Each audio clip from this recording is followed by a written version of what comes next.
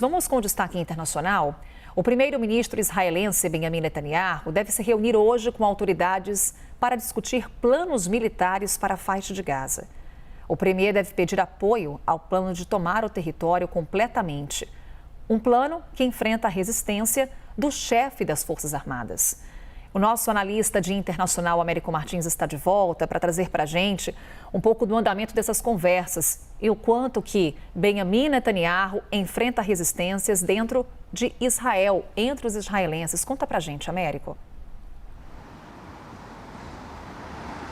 Carol, o primeiro-ministro Benjamin Netanyahu está enfrentando muita resistência dentro e fora de Israel. A comunidade internacional também continua pressionando o governo israelense para mudar suas táticas na faixa de Gaza e não da forma como o primeiro-ministro vem propondo.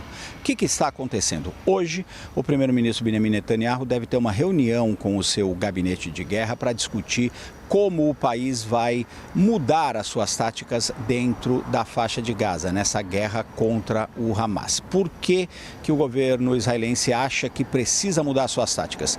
Porque tentou fazer negociações com o Hamas, negociações diplomáticas que foram intermediadas pelo Egito, pelo Catar e pelos Estados Unidos, e essas negociações deram em nada. Nem o Hamas e nem Israel moveram as suas posições. Nenhum deles aceitou as demandas do outro lado. O Hamas queria, por exemplo, o final total da guerra, a retirada total dos soldados israelenses do território palestino, e Israel queria a libertação de todos os reféns, mas não concordava em retirar completamente os seus soldados da faixa de Gaza. Israel falava num cessar-fogo e o Hamas pedia o fim total da guerra. Não houve acordo, mas os reféns continuam nas mãos do Hamas. Cerca de 50 reféns, cerca de que metade deles, infelizmente, morreu já no território palestino nas mãos do Hamas. Eles continuam com esses corpos, continuam com esses reféns.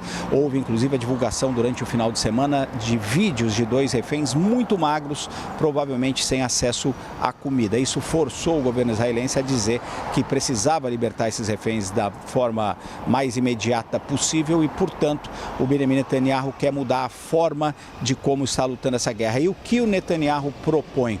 Ocupar militarmente completamente a faixa de Gaza. Neste momento, os militares israelenses atuam em cerca de 75% do território na faixa de Gaza. Esses outros 25% são áreas onde tem muitos refugiados e aonde também podem estar justamente esses reféns. Então, as próprias forças de defesa de Israel evitam algumas áreas por temer que ações deles possam colocar em risco a vida desses reféns que continuam no Hamas. Só que existe uma grande oposição a esse plano do Netanyahu de tomar a faixa de Gaza completamente. O principal opositor é justamente o chefe das forças de defesa de Israel, o general Eyal Zamir. Ele teve uma reunião com o primeiro-ministro Benjamin Netanyahu de 3 horas e ele disse o seguinte para o primeiro-ministro: isso é uma armadilha, o exército pode sim entrar na faixa de Gaza, não sabemos como vamos sair e vamos colocar muita gente em perigo, inclusive esses reféns. Ele foi muito claro nessa oposição da chefia do exército israelense nessa operação. A resposta do Netanyahu foi: se você não quiser executar o que a gente decidir, você pode simplesmente pedir demissão, porque o primeiro-ministro é o chefe das Forças Armadas, é o comandante em chefe e vai determinar como agir. Agora, por que eu disse que existe também uma outra oposição interna e externa a Israel?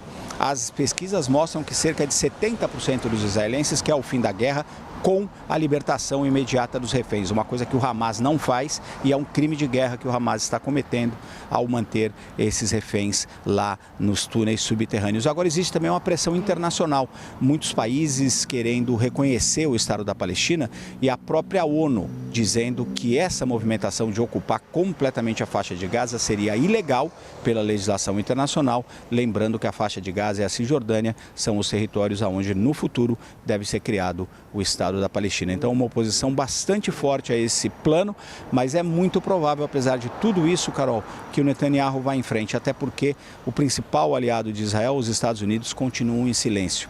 O presidente Donald Trump não disse nem que critica e nem que apoia essa decisão do Netanyahu. Portanto, lava as mãos e deixa Israel tomar a decisão que entender.